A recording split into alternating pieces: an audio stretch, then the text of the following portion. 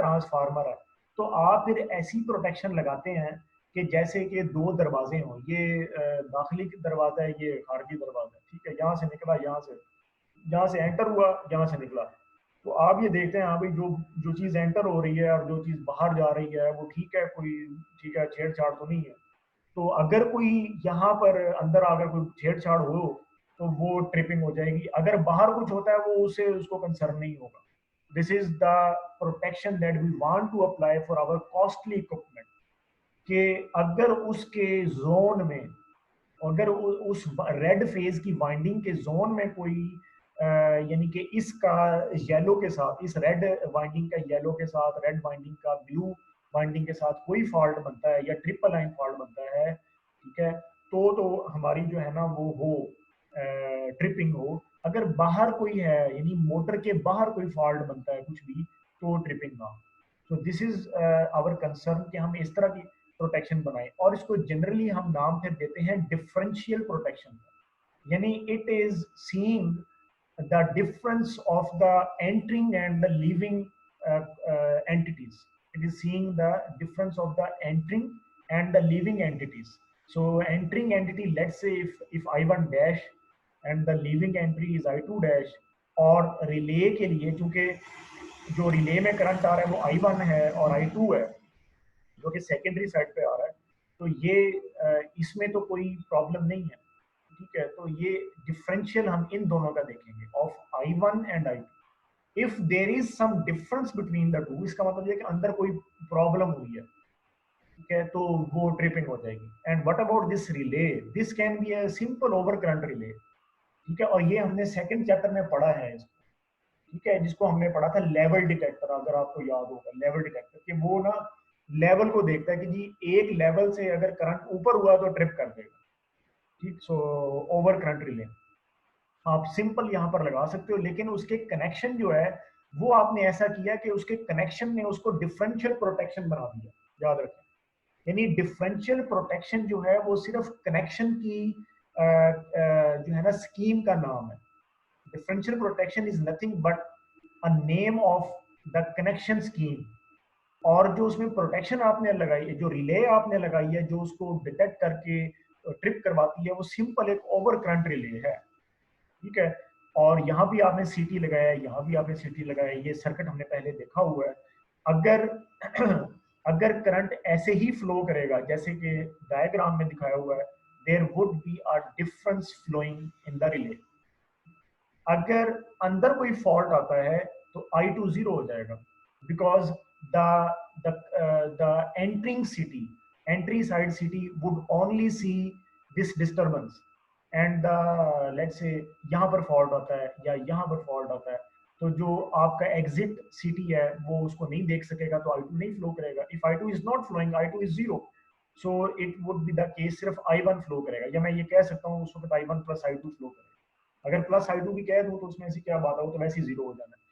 Plus I2 कहने का मतलब सिर्फ ये होगा कि अब डिफरेंस नहीं बल्कि maximum current would flow through the relay to make it up from a defined level, और वो ट्रिप कर जाएगी, ठीक हो गया। तो ये इसका बेसिक प्रोटेक्शन प्रिंसिपल है जो मैंने अभी एक्सप्लेन किया, कि in case of any fault outside the zone, outside the two cities would see the same amount of the current, ठीक है। अगर यहाँ आउटसाइड पे कोई फॉल्ट होता है, the two cities would see the same amount of the current, the difference would be very minimum and it is zero, तो नहीं ट्रिपिंग होगी। But if there is some fault inside the zone, तो ये वाला city तो नहीं देखेगा, जाहिर बात है सारा करंट इसमें फ्लो करेगा और वो ट्रिप कर जाएगा।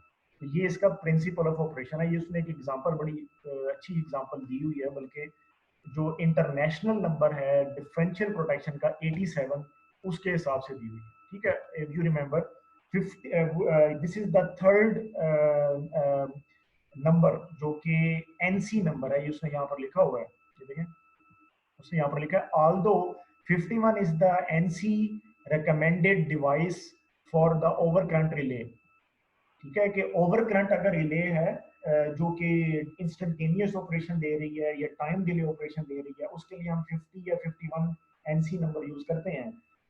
अब रिले तो मैंने कहा ओवर करंट लगी है, लेकिन जो कनेक्शन स्कीम है वो तो डिफरेंशियल है ना, तो अगर हम उसको अलग नंबर नहीं ना देंगे तो वाजिया नहीं होगा यार कि ये रिले जो है ना वो डिफरेंशियल में लगी हुई है या नॉर्मल कनेक्शन में लगी हुई है, वो वाजिया नहीं होगा। ठीक है। तो उस वजह से वो कहता है कि जी हमने इसको एक और नंबर दिया है जो कि 87 है। तो आपने ये याद रखना है कि 87 का जो नंबर है, ये नंबर जो है वो डिफरेंशियल प्रोटेक्शन के लिए यूज किया जाता है, कि जहां पर रिले जो है उसके कनेक्शन इस तरह से हैं कि वो डिफरेंशियल प्रिंसिपल पर काम कर रही है। ठीक है। तो consider the system shown in the figure 7.2, वो कहता है which represents a generator prior to being synchronized to the system। ठीक है। अच्छा एक सेकंड रहो, थोड़ा सा।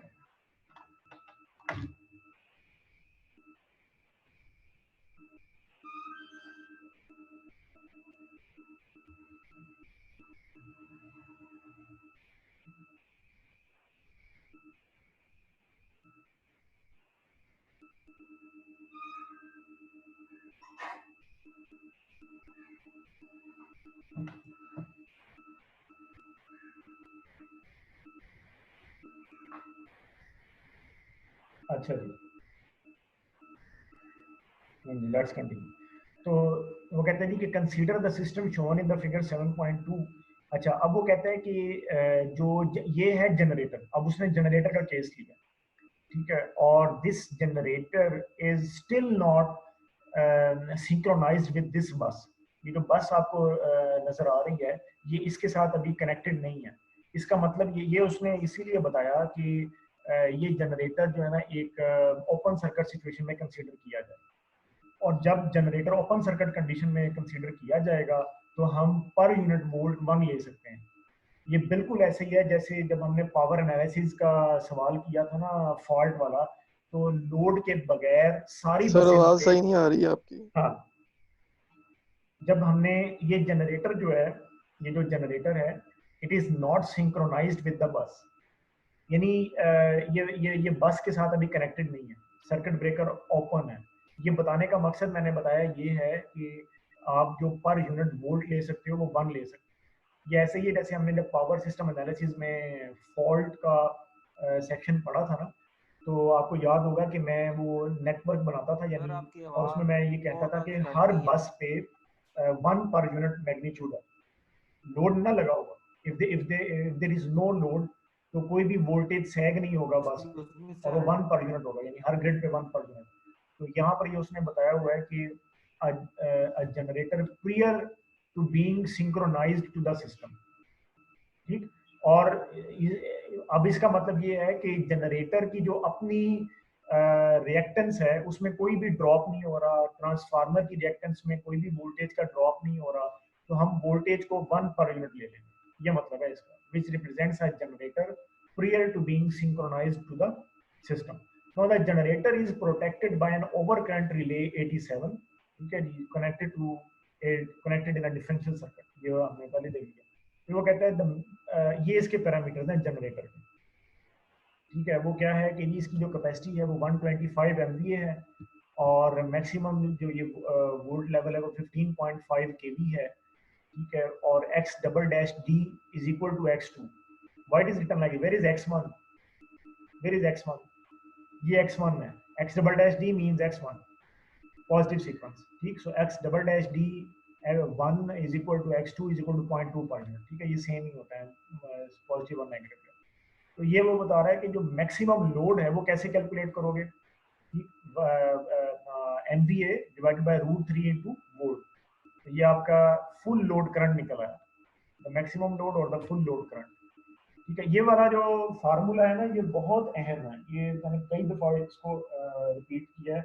ये अक्सर छोटा सा सवाल पूछ लिया जाता है कि अगर जनरेटर जो है वो इतने एमवीए का है और इतने केवी का है तो फुल लोड करंट क्या दे सकता है।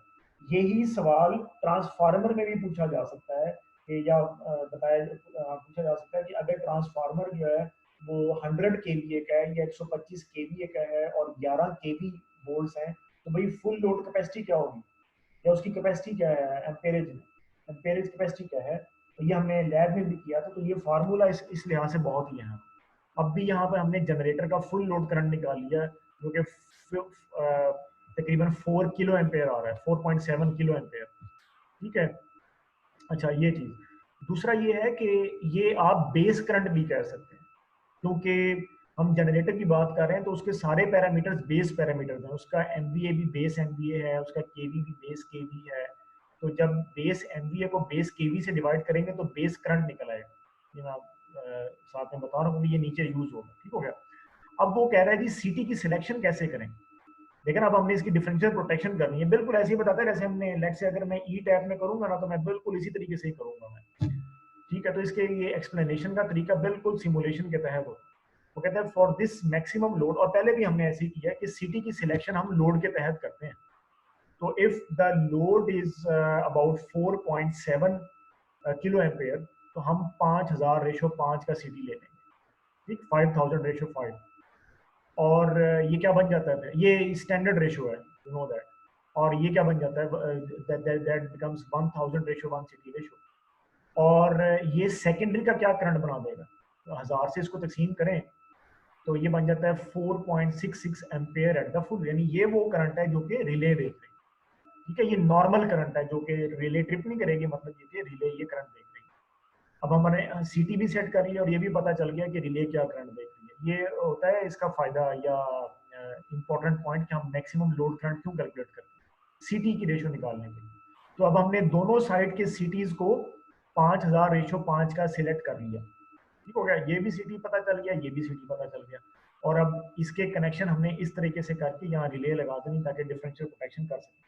अब वो बता रहा है कि before the unit is synchronised, कि अभी आपने जनरेटर को बस से कनेक्ट नहीं किया, यानी कि 1 पर यूनिट है आपका जो वोल्टेज, लेट से a three phase fault at either F1 और F2 is, यानी कि 3 फेज फॉल्ट अब अगर होता है, वो कहता है अगर इनसाइड फॉल्ट अपीयर होगा तो उसको F1 कह रहे हैं, अगर आउटसाइड अपीयर होता है इस जोन से तो वो होगा F2, ठीक। तो अब आप देखो कि जनरेटर के बाद ये हाई पावर ट्रांसफार्मर होता है जो कि इसको ट्रांसमिशन लेवल तक लेकर आता है वोल्टेज। उससे पहले उसने इसकी डिफरेंशियल प्रोटेक्शन लगा दी है, क्योंकि हमने जनरेटर को कंसर्न रखना है ना अपना। So the internal fault is represented with F1 and external is F2। वो कहता है चाहे F1 हो या F2 फॉल्ट हो, तो दोनों केसेस में, और 3 फेज फॉल्ट है ये, ठीक है, यानी F1 और F2 पे हम 3 फेज फॉल्ट कंसीडर कर रहे हैं। तो उसकी कैलकुलेशन बहुत आसान होती है ना, आपको पता है। अगर हम 3 फेज फॉल्ट कंसीडर नहीं करते तो बाकी जो कैलकुलेशन है वो फिर हमारी सीक्वेंस में चली जाती है, यही बात है ना। तो सबसे इजी कैलकुलेशन जो है वो हमारी 3 फेज फॉल्ट की होती है, इसी वजह से हम 3 फेज फॉल्ट कंसीडर कर रहे हैं। ओके, सो 3 फेज फॉल्ट एट आइदर, यहाँ चाहे F1 पे हो या F2 पे हो, तो उसको हम कैसे कैलकुलेट करोगे, simply 1 per unit divided by 0.2, ठीक है। यानी 1 पर यूनिट वही जैसे मैंने भी आपको पीछे बताता रहा हूँ मैं, divided by the sub transient reactance simply. तो ये आपके पास, और मल्टीप्लाई IF1 उसने क्यों किया, ताकि उसकी एक्चुअल वैल्यू ले सके। ये तो पर यूनिट में वैल्यू आएगी ना, ये देखो ना, ये रिएक्टेंस पर यूनिट में है और आपने वोल्टेज भी पर यूनिट में लिया 1 पर यूनिट। तो 1 डिवाइडेड बाय 0.2, ये आपके पास पर यूनिट फॉल्ट करंट आ जाएगा, और इसको आप बेस वैल्यू से मल्टीप्लाई करके एक्चुअल करंट आप ले सकते हो, जो कि कितना आया 23 किलो एम्पेयर, 23.28 किलो एम्पेयर। और ये प्राइमरी का करंट है, और सेकेंडरी में क्या बन जाएगा, यानी 1000 से इसको डिवाइड करेंगे तो ये बन जाएगा 23.28 सेकेंडरी एम्पेयर्स, ठीक है। तो अब रिले यहाँ पर पिक होगी, ठीक है, या पिक होना चाहिए रिले को, इस फॉल्ट करंट पे पिक होना चाहिए। समझ आ गई बात। ये उसने सिंपल एक कैलकुलेशन करके हमें बताया कि भाई फॉल्ट करंट जो है ना वो इतना अमाउंट का सेकेंडरी रिले ये देखेगी सेकेंडरी। फिर वो इसको आगे ये बता रहा है for the external fault this current would flow through both the cities and relay would not operate, ठीक है। अब यहाँ पे अगर सर हम, हाँ जी,